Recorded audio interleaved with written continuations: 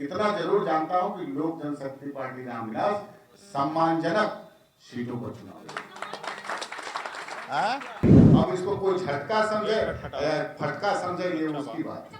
सबसे युवाओं में लोकप्रिय अगर कोई नेता है हमारे नेता एक भी शिकायत नहीं मिली कि एसआईआर के तहत हमारा नाम रहते हुए काट दिया गया। वो जो महागठबंधन में के लोग हैं ना, जितने लोग हैं सब लोग जननायक बनना है, नकली जननायक वाले लोग हैं। ये लोग असली में कुछ, इन लोगों के पास कोई मुद्दा नहीं है सर। आप भाजपुर वातावरण में बहुत सारी बातें हो चुकी है, बस घोषणा बाकी है। आप लोग इंतजार करिए, हमारे नेता जल्द ही पांचों दल के आप लोगों को घोषणा। अभी पशुपति कुमार पारस को बड़ा झटका लगा है। जी हाँ, आपको बताएं तो लोक जनशक्ति पार्टी रामविलास में कुल 105 ऐसे जो सदस्य थे वो शामिल हो गए हैं और ये सभी पशुपति कुमार पारस के गुट के हैं। वैसे में आज बड़ी प्रेस कॉन्फ्रेंस जो है वो की गई, इसको लेकर के तमाम जानकारी देते नजर आए लोक जनशक्ति पार्टी रामविलास के प्रदेश अध्यक्ष राजू तिवारी। और ऐसे में ये समझे कि किस तरीके से पार्टी और परिवार अलग होने के बाद पशुपति कुमार पारस को एक बार फिर से ये बड़ा झटका मिला है, जहां पर 105 ऐसे सदस्य थे पार्टी के पशुपति पारस गुट के, जो कि आज रामविलास पासवान की पार्टी में शामिल हुए हैं। और इसको लेकर के क्या कुछ कहते नजर आ रहे हैं पार्टी के प्रदेश अध्यक्ष राजू तिवारी, आइए हम आपको सीधे वो सुनवाते हैं। सवाल है, हम अपने नेता की नीति, आदरणीय चिराग पासवान जी की नीति पर हम लोग निरंतरता में काम कर रहे हैं। आपने देखा होगा जिस तरह से हमारे नेता को कहां छोड़ दिया गया था, ये बताने की आवश्यकता नहीं थी, लेकिन मेरे नेता और पद्म भूषण रामविलास पासवान जी का जो आशीर्वाद हमारे नेता हम लोगों पर है, उसी बताए हुए पद चिन्हों पर हम लोग चल रहे हैं। और निश्चित रूप से एक एक दिन ये कारवां बढ़ता जा रहा है। आज बिहार में नहीं पूरे देश में सबसे युवाओं में लोकप्रिय अगर कोई नेता है हमारे नेता। हम लोग किसी को झटका नहीं देते, हम अपने काम में विश्वास रखते हैं ये, और कारवां बढ़ाने में और नेता की नीति को बढ़ाने में लगे रहते हैं। अब इसको कोई झटका समझे फटका समझे, ये उसकी बात है। ये सारे के सारे लोग वही लोग हैं जी, एकदम लिखा हुआ है आपके पास है, सब लोगों को दे दिया गया, सारे के सारे लोग वही हैं। और कुछ कोई 1,50,000 है, 105 नहीं है। और कोई साथी कुछ मीडिया के एनडीए एक और जहां कार्यकर्ता सम्मेलन कर रही है, दूसरी ओर महागठबंधन के द्वारा एसआईआर के मुद्दे को लेकर के लगातार यात्रा किया जा रहा है।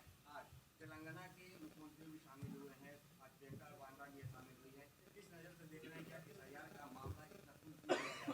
देखिए, निश्चित रूप से हम भी देख रहे हैं कि महागठबंधन के लोग बड़े नेता आज हम लोग के सरकार द्वारा बनाए हुए रोड पर निकलने का काम किए। पिछले 23 तारीख से प्रधानमंत्री जी 23 तारीख से सभी विधानसभा में 14 टीम एनडीए की बनी है और 14 टीम सभी विधानसभा का, हम भी 2 विधानसभा 3 विधानसभा करके यहाँ पहुंचे हैं। तो जमीन पे अभी हम लोग जहां गए थे, वाल्मीकि नगर गए थे, अभी हम लोग नरकटिया गए थे, ऐसे ऐसे बहुत सारे कहीं पे जमीन पे जितने लोग यहाँ मतदाता हैं, एक भी शिकायत नहीं मिली कि एसआईआर के तहत हमारा नाम रहते हुए काट दिया गया। एक भी शिकायत नहीं मिली। आप भी हैं मीडिया के साथी, आप लोग से कोई बात छुपी नहीं है। हाँ, उन लोगों को जरूर शिकायत मिली है कि जो अपने घर में कुछ दिनों से जो मृत हो गए थे, स्वर्गीय हो गए थे, उनका नाम बचा के रखे थे। कुछ लोगों को दिक्कत है कि बाहर जाकर के बस गया, वहां भी वोटर हो गए हैं, अब वो इच्छा उनकी वहां की है रखने की, यहाँ तो वो लोग कह के लोग कट रहे हैं। कहीं से कहीं इसमें कोई भी गलतियां नहीं हो रही है। और निश्चित रूप से एक एक जनता के बीच में हम लोग तो घूम करके अभी 3 जगह से आए हैं, हर जगह सब कुछ ठीक है। ये कुछ लोग हैं जो अवैध वोट रख करके घर में 500 वोट, 300 वोट, 400, 150 आप लोगों के ही माध्यम से लोग देखें, वही लोग विचलित हैं, बाकी आम जनता विचलित नहीं है और इसका कोई प्रभाव नहीं है इस यात्रा का।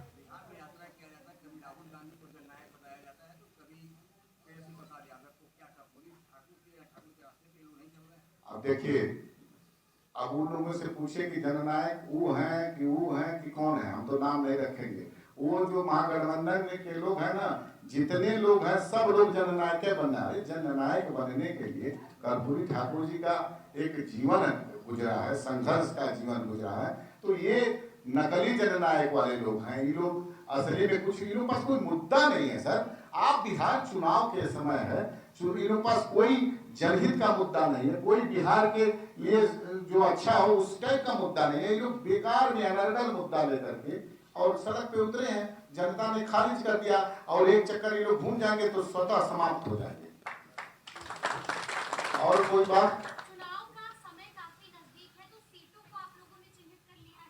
सब सीटें देखिए, आप सीटों का चयन हो गया तभी तो हम लोग 243 जगहों पर पूरा एनडीए एकजुट होकर के सभी नेता का भ्रमण हो रहा है ना 23 तारीख से। इसलिए हमारे यहाँ कोई दिक्कत नहीं है। हम लोग के नेता एक दूसरे के संपर्क में हैं और बहुत ही सौहार्दपूर्ण वातावरण में बहुत सारी बातें हो चुकी है, बस घोषणा बाकी है। आप लोग इंतजार करिए, हमारे नेता जल्द ही पांचों दल के आप लोग को घोषणा। देखिए, गठबंधन की मर्यादा है, इसलिए जब तक पूरा मोहर सभी पांचों दल के लोगों का नहीं लग जाएगा तब तक मैं ये बात बताने में असमर्थ हूँ। इतना जरूर जानता हूँ कि लोक जनशक्ति पार्टी रामविलास सम्मानजनक सीटों को चुनाव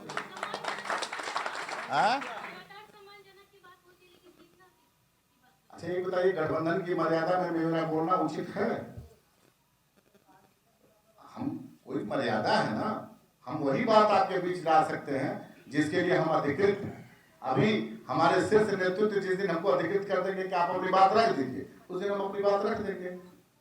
आपने सुना कि राजू तिवारी ने क्या कुछ कहा। वैसे मैं आपको बताएं तो बिहार चुनाव अपने मुहाने पर है। चुनाव को लेकर के चिराग पासवान जिस तरीके से सक्रिय नजर आ रहे हैं, सीटों को लेकर के अभी पर्चे जो है वो खोले नहीं जा रहे, नहीं बताया जा रहा है कितने सीटों की तैयारियां जो है वो की जा रही है।